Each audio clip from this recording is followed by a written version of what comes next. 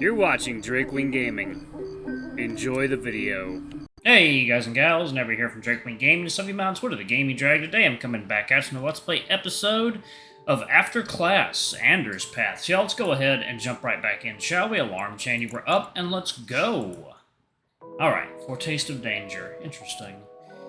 I guess we took up more time than I thought. Whew, that was a bit scary. Being marked absent by Miss Liz sounds socially unacceptable. She's so peppy. A loud clap cut your wondering about what if short. Alright everyone, I know most of you are distracted by the upcoming festival, but we have learning to do. If I have to stay cramped up in this classroom, so do you. Now her tone just sounded bitter, as if the festival were happening right now and she was being robbed of it. Now I'm curious what it's all about. Go ahead and open your books. We're going over some music history today. Ah! Everyone looked over at the offending person in their phone. Anders looked more than a little embarrassed. I didn't think he'd be so careless like that. Huh. Maybe he's distracted today, too. You know the rule about phones in class, Anders. Yes, sorry. I could have sworn I asked... Huh? Anders? Suddenly, Anders was in a rush to put away his textbook, pick up his bag, and nearly run out the room.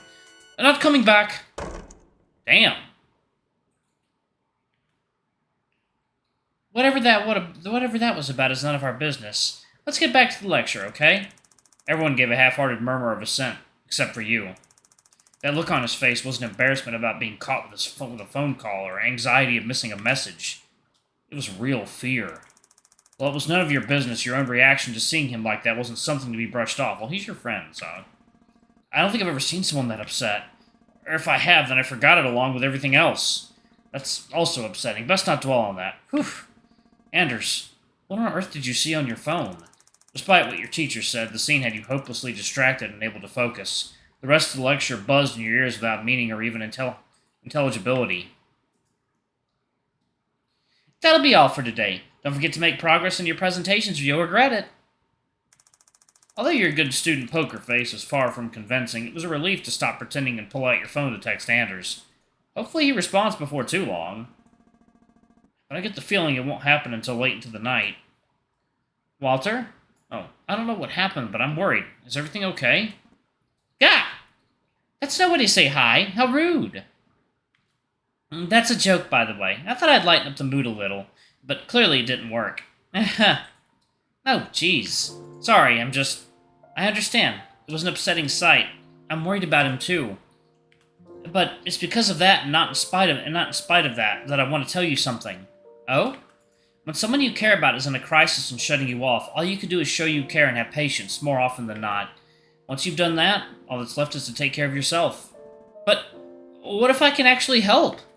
It's frustrating, I know, but it's for the best, for you and for him. His problems are his problems. Plus, if you stress yourself out all day, you'll be a mess if and when it's time to actually help him out.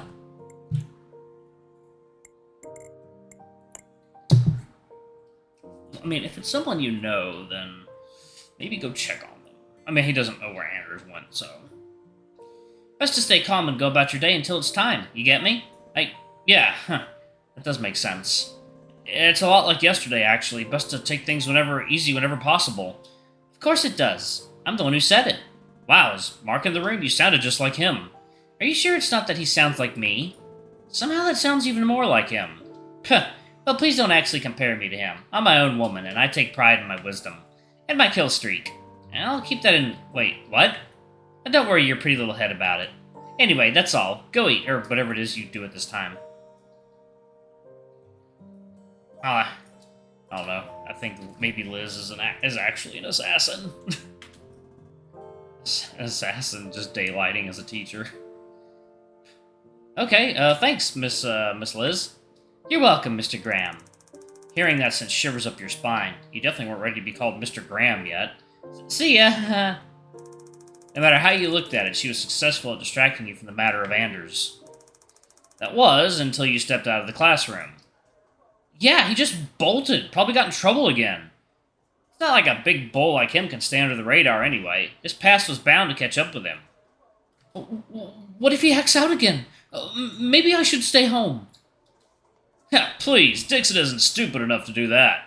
Even if he did, I'd pound him. Phrasing. Ooh, I didn't know you felt that way about him. Enemies to lovers, maybe? Go eat a dick. I don't care how big his ass is. Y'all do realize everyone else can hear you, right? Including the teachers? It's rude to assume other people are dumb, but it's very tempting in this case. Man, piss off, Thornton. But despite the protest, the group of gossiping students dispersed. The hallway now had a wide gap of people on either side of you and Mark. Thanks, Mark. What for? I just told them that they should have realized themselves. I mean, for making them shut up. People will always talk shit, something to write home about. Seems like it was quite the scene, though, for this many people to do the shit-talking. Yeah, it sounds like you already know what's happening. More or less. It's easy to see Anders isn't with you, so that kind of says it all. Let's go talk to lunch and let's go to lunch and talk shit about him. We will do no such thing.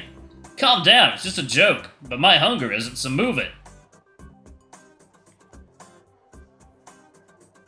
Oh yeah, I heard somebody say Dixon bolted out of the classroom at high speed. Oh, who cares? Maybe he just had to shit. Nah, there's no way. It must be something to do with what happened years ago. This gossip isn't a joke either, it's everywhere. The vibes are all off. I don't want to eat here. Me neither. But then you remembered you had 2 lunch boxes, one now unaccounted for. Right, I have a solution actually. Oh? I brought lunch today actually. Lars made it. There's a second box full of it. For Anders, I'm guessing. Well...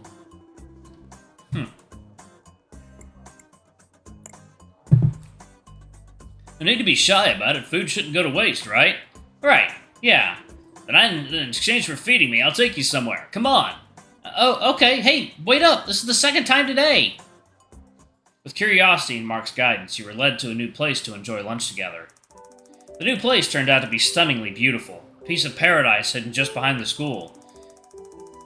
How you had been coming here for over a week and not noticed it was beyond you, but all you could think now was, holy crap. I think it should work just fine, no? Yeah, I'm dumbstruck. Is this even Highwell? Yes, what made you think it isn't? It just feels like somewhere brand new. It feels like it should be restricted. It is restricted. My family owns this land. It's due to my presence that you're allowed here. Your family owns... A realization that rivaled the height of the mountain in the distance dawned on you. Mark, are you rich? Yeah. Aren't you? Yeah. Then what's so surprising? I don't know, I just don't associate you with money. More like, I see you as a walking force to be reckoned with. I'll take that as a compliment. That spot near the river should work. Sounds good. The two of you quickly set up a spot just behind a large rock for you to pull out the lunch boxes. Did Lars pack cutlery with it? You're asking this now? It's just completely slipped my mind. Oh, there it is. All good. I knew Big Kitty packed it. I'm just a bit disappointed you didn't even think about it. Were you gonna have us eat with our hands? I was gonna eat with you at the cafeteria. And you could have gotten cutlery there to take care, but you didn't. Ugh, fine, I'm sorry, let's just eat. You'll have to tell me twice. The chastisement gave way to a billowing steam as the two of you opened the lunch boxes. Chicken, mushrooms, and rice sat there in perfect condition for your watering mouths. Mark wasted no time digging in, his table manners impeccable despite the setting, namely the lack of a table for Anders to be held at. It encouraged you to be more delicate when eating yourself. Taking a spoonful yourself, you took a bite. The rice that absorbed the sauce was packed with flavor, making the chicken even more delectable. I'm surprised he packed rice for you. It's more of an eat-right-away kind of dish. Oh yeah, he told me to make sure this all got eaten by lunchtime. Naturally, if you left it in there too long, the condensation would make it nasty. The veggies are a nice touch. You should tell Big Kitty to make it again for him. You really should call him by his name, you know. That is his name. Ugh, you're hopeless. Well, not your intention that ended the conversation, leaving you to keep... Well, not your intention that ended the conversation, leaving you to keep eating. The babbling of the brook and the bristling of the breeze blessed your ears in the wake of your mutual silence.